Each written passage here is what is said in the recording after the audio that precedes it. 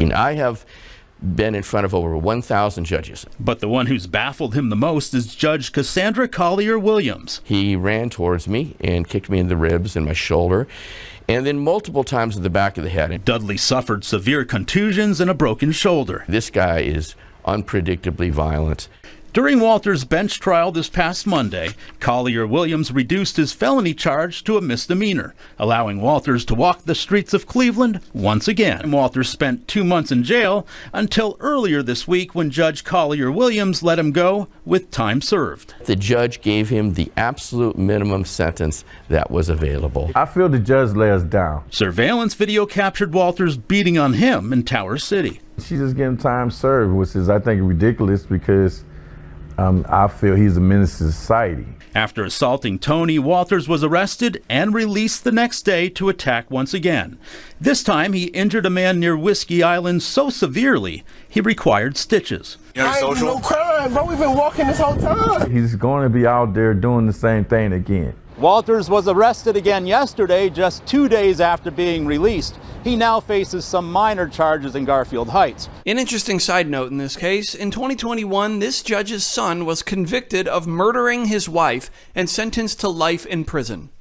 The impatience with judges being lenient has grown all over. This is the third time we've pursued this individual in 6 months. So the last time I talked about him, I actually specifically stated that if the judges don't start taking this seriously, that someone's going to get hurt or killed. And here we are, shooting at the police. So maybe they'll take it more serious this time, but I'm not confident. We've got a judge out there allegedly helping an illegal escape ICE and another allegedly harboring terrorists in his home.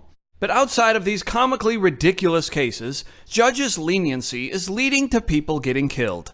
Here's a few recent cases that are just the tip of the iceberg. 30-year-old Alexander Dickey in Columbia, South Carolina, was robbing a house in the middle of the night. He moved on to his second house. It was there he confronted 22-year-old Logan Federico. He shot her in the chest and killed her. Police say Dickey killed Logan. He stole debit and credit cards, then used those cards in what they describe as a shopping spree. Police say Dickey is a career criminal. If you look at his criminal arrest record, it goes page after page. 40 arrests in the past 10 years. A Kansas City firefighter paramedic is dead after being stabbed in the line of duty. They arrived on scene and saw a woman we now know as Shanita Basel, pictured here, walking on the shoulder of Highway 152 near Oak Trafficway.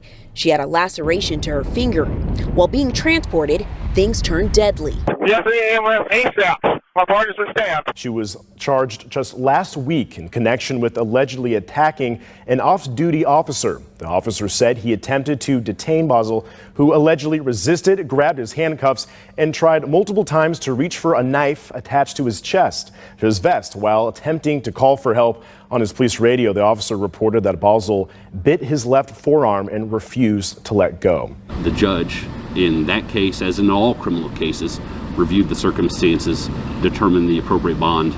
In that case, bond was set at $10,000 and the defendant posted that bond. 56-year-old Tim Smith was working on an electrical box in Chinatown. Police say Patavona walked up behind Smith and hit him on the head with a blunt object. The man police say is responsible has a lengthy criminal history, including assault on police officers, resisting arrest, trespassing, and vandalism. A man fiddling with his pants outside the Bella Vita Apartments on Ella Boulevard Saturday, while a horrified woman records from her window. Not long after, Harris County Sheriff's deputies say he attacked a 13-year-old girl. An anonymous tipster tells deputies who they're looking for. 41-year-old Stanley Dotson. A man court records show has been arrested at least 26 times, starting